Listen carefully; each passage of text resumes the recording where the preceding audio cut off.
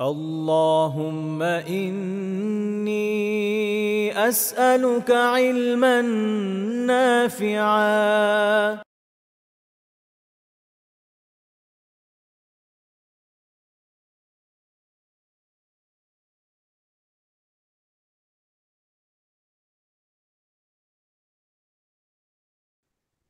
বিসমিল্লাহ ওয়াসসালাতু ওয়াসসালামু আলা সাইয়্যিদিনা রাসূলিল্লাহ। ইলমান নাফিয়া কর্তৃক আয়োজিত কোরআন পড়ি তাজবিদ শিখে প্রোগ্রামে আপনাদেরকে স্বাগত জানাচ্ছি। আমি হাসান মহিবুল্লাহ।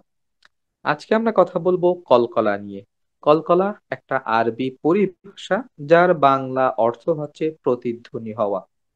যেভাবে কোনো একটা খালি রুমে অথবা খালি জায়গায় দাঁড়ায় আমরা যদি আওয়াজ করি আ, এই আ শব্দটা আবার পুনরায় আমার দিকে ফিরে আসে, আ আ এভাবে করে।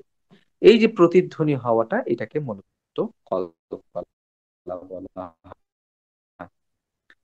আরবিতে নির্ধারিত কিছু হরফের নির্ধারিত অবস্থায় কলকলা করে পড়তে হয়। সেই নির্ধারিত হরফ হচ্ছে পাঁচটি: কফ, ত, বা, জিম এবং দাল। এই পাঁচটা হরফের কোনো একটা হরফ যদি সুকুন অথবা যজম বিশিষ্ট অবস্থায় আসে, তখন ওই হরফকে আমরা কলকলা তথা প্রতিধ্বনি করে পড়ব।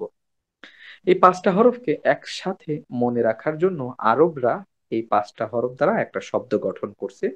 সেটা হচ্ছে কতুবু জাদ্দিন। কতুবু জাদ্দিন। আমরা যদি এই শব্দটা মনে রাখতে পারি, তাহলে পাঁচটা হরফ মনে রাখা আমাদের জন্য সহজ হয়ে যাবে।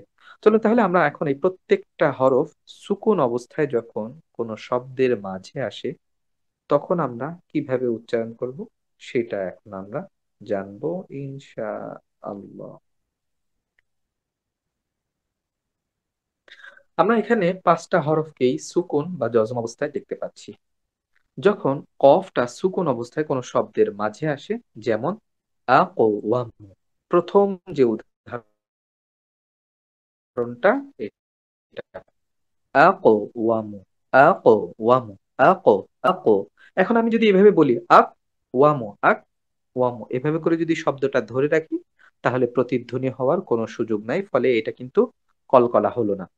আমরা দ্বিতীয় উদাহরণ যদি দেখি, ত থেকে শাতরহু, শাতরহু। এখন আমি যদি এইভাবে ধরে রাখি সাত রহু, সাত রহু, তাহলে এটা ভুল উচ্চারণ হবে, কারণ প্রতিধ্বনি হয়নি, কলকলা হয়নি। তৃতীয় উদাহরণ, বা থেকে সুবহানা, সুবহানা, সুবহানা। আমি যদি এভাবে বলি সুবহানা, সুবহানা, ওয়াজহাকা, ওয়াজহাকা, এবং সর্বশেষ রদাদেনা, রদাদেনা, রদাদেনা। এখানে একটা বিষয় মনে রাখতে হবে, প্রথম যে দুইটা হরফ কফ এবং ত,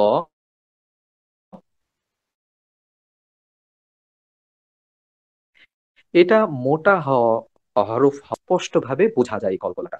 এবং পরবর্তী যে তিনটা হরফ বা, জিম, দাল, এটা পাতলা হরফ হওয়ার কারণে এর কলকলাটাও কিছুটা পাতলা হয়।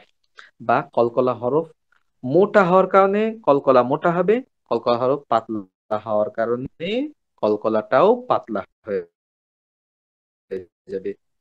ফলে মোটা যে কলকলা, সেটা যতটা স্পষ্টভাবে বোঝা যায় বা শোনা যায়, ঠিক তার বিপরীতে বা, জিম, দালে যখন কলকলা হয়, সেটা ওই মোটা হরফের মতন কিন্তু অতটা স্পষ্ট বা বোঝা যাবে না।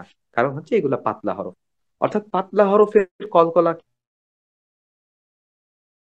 কিন্তু কখনো মোটা হরফের মতন হবে না, হবে না। আমরা যেন কখনো এমনটা মনে না করি যে বা কলকলাটা কেন কফের মতন হলো না, কিংবা তর কলকলাটা কেন জিমের মতন হলো না। এটা কখনোই হবে না, কারণ কফ আর ত এটা মোটা হরফ, আর বা, জিম, দাল হলো পাতলা হরফ। আজকে এ পর্যন্তই। পরবর্তী পর্বে আমরা নতুন কোনো বিষয় নিয়ে কথা বলবো ইনশা আল্লাহ তাআলা। আসসালামু আলাইকুম ওয়া রাহমাতুল্লাহি ওয়া বারাকাতুহু।